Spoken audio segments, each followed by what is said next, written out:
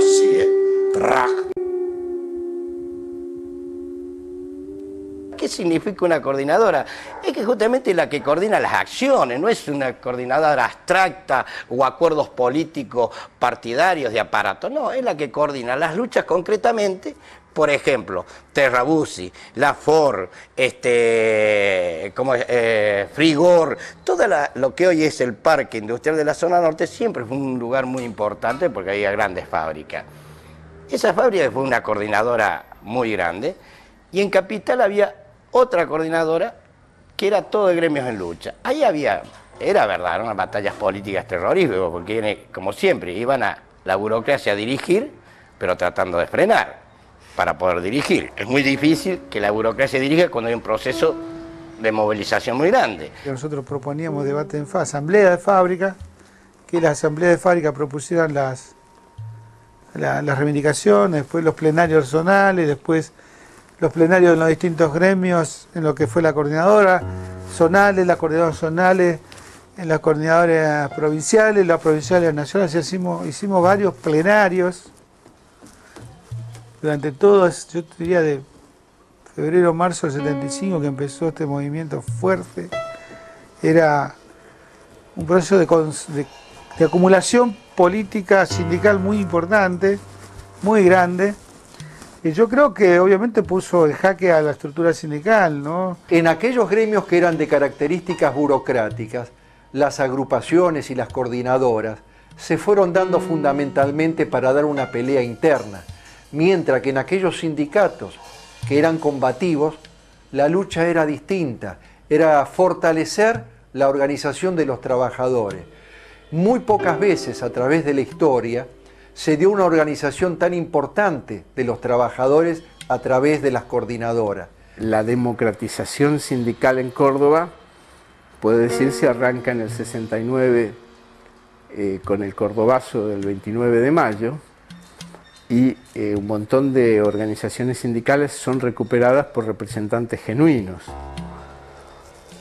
Desde el 69 en adelante esto fue en continuo ascenso. En el 74 se conformó como el Movimiento Sindical Combativo de Córdoba, que era un frente de muchos gremios, dentro de los que recuerdo, además de Luz y Fuerza y Ismata,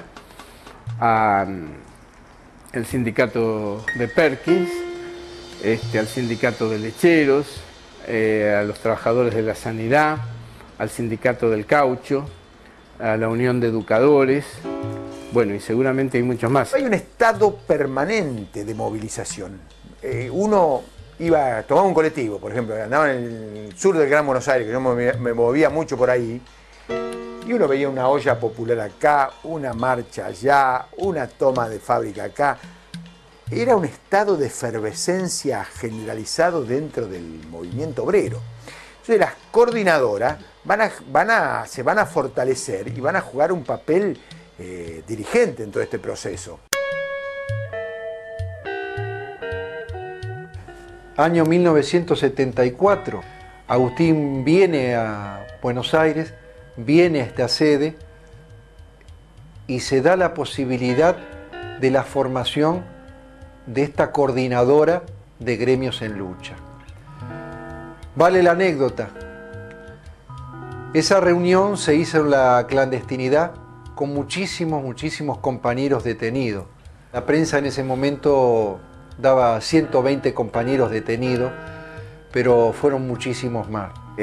Agosto, septiembre del 74, la represión antisindical, antiobrera del gobierno peronista es muy intensa.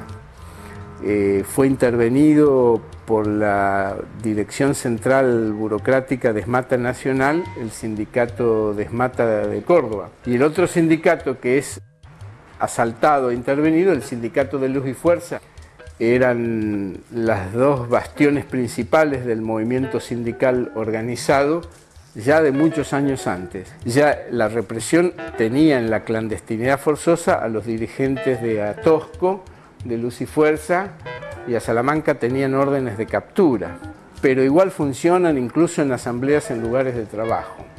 8 de octubre de 1974. Son 11 los compañeros que quedan dentro de este edificio.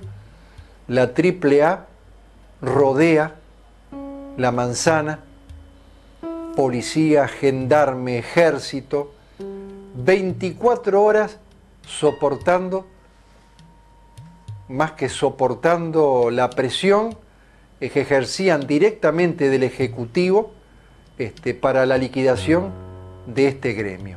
El caso de Raimundo, a la semana de que somos expulsados de este gremio, es detenido. Durante la prisión es asesinado su hijo, Alfredito.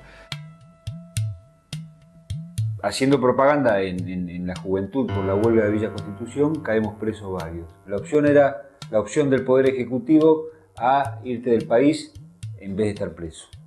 Que eso te lo daban a los que estaban bajo disposición del PEN, que es una figura que tomaba mucho el gobierno para encarcelarte. La Villa Constitución era un gremio combativo de izquierda, donde se acumulaban también otros sectores, impulsó junto con nosotros, y nosotros nos sumamos a esa convocatoria, la lucha por una paritaria nacional, metalúrgica, siderúrgica, automotriz, industrial, muy fuerte. Bueno, se produce la intervención militar, no fue la primera, quizá el primer gran antecedente de lo que iba a ser el golpe militar del 76.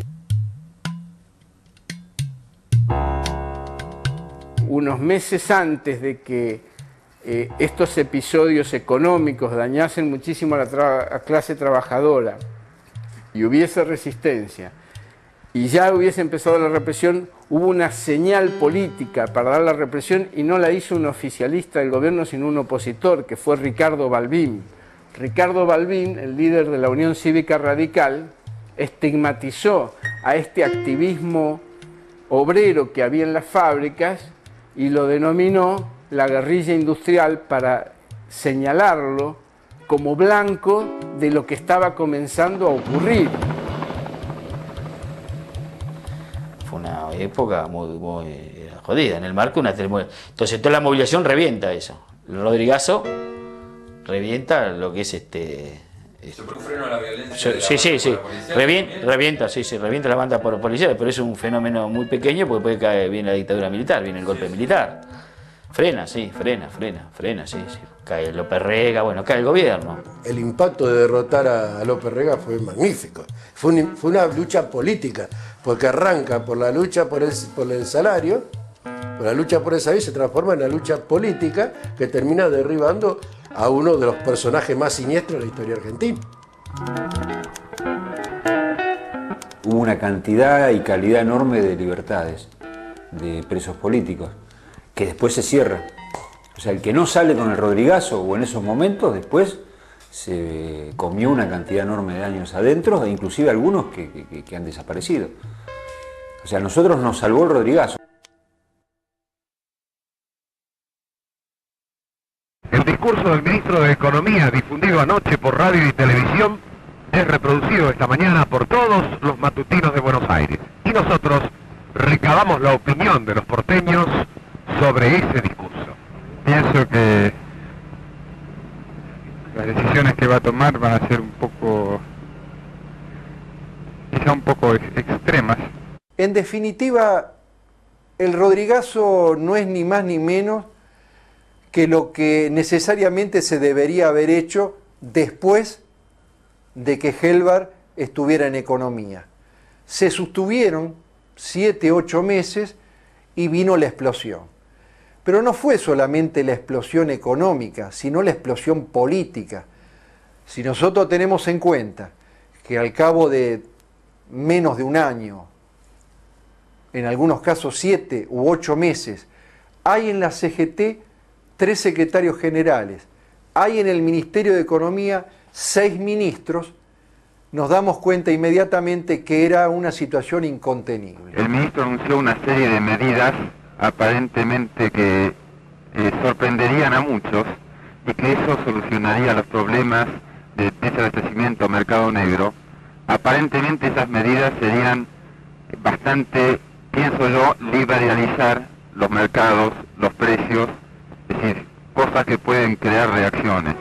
Sin embargo, pienso que es la única manera, de alguna manera, de regularizar el mercado en todos sus aspectos.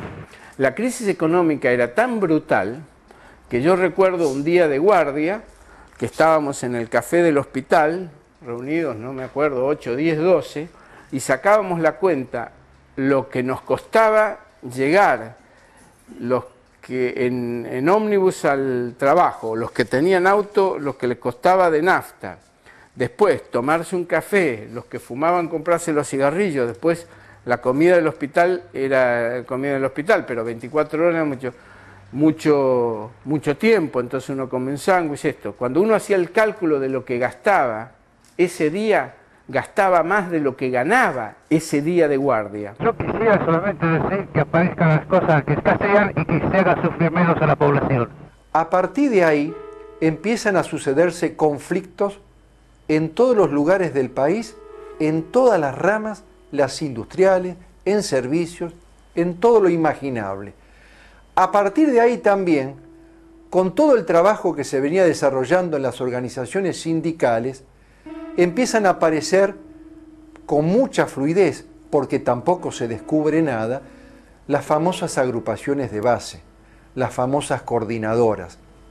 Esto lleva, en determinados momentos, a que lo que nosotros considerábamos como burocracia sindical empieza también a hacer agua. Todos los artículos aumentan el doble de lo que era. Nosotros nos quieren agarrar con un 38%, cuando ya sabemos que la vida aumentó un 150%.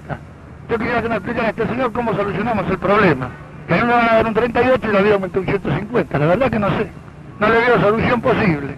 Esta serie de huelgas fabriles, de seccionales, de grandes gremios, como metalúrgicos, de algunas regionales de la CGT, se daban al margen de la Dirección Nacional de la CGT y de la burocracia que estaba dispuesta a aceptar, aunque sea críticamente, el Plan Rodrigo.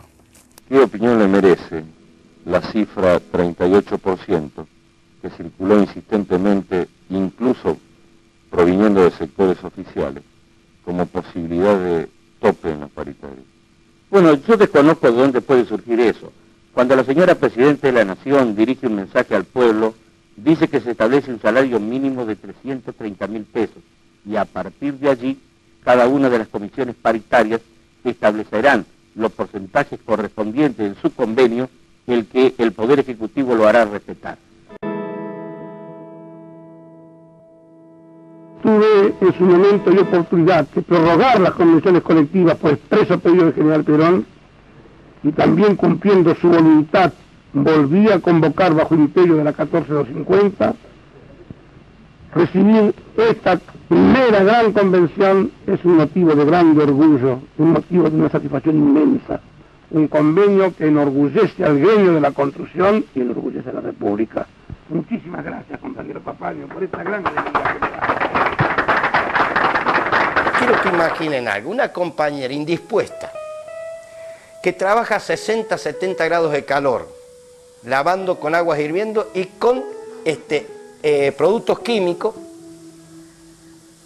¿Cómo puede terminar una compañera haciendo ese trabajo 8 horas con una sola muda de ropa por semana, que se le daba una muda de ropa por semana? Entonces, quiere decir una cosa, otra de las grandes conquistas, primero, que se le respetara el día femenino a la mujer, segundo, que se le dieran como mínimo 2 mudas de ropa por semana para que estuviera limpia, higiénica la persona y no terminara así.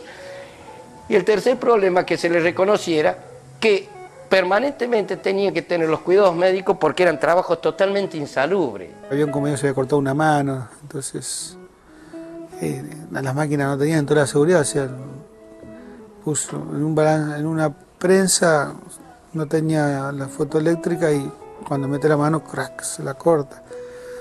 Bueno, eso fue cosas muy violentas que se vivieron y sí, bueno, esto no puede ser más. En mi caso yo pertenecía al gremio de los camioneros, cuando Moyano estaba haciendo sus primeros palotes. Y creo que era algo conocido, pero no era Moyano el dirigente en ese momento. Y a nosotros nos había significado una buena cantidad de plata, ¿de acuerdo? Y no era el convenio más alto ese, porque los camioneros en esa época no tenían el poder de fuego que tienen ahora. Los metalúrgicos logran el 100%.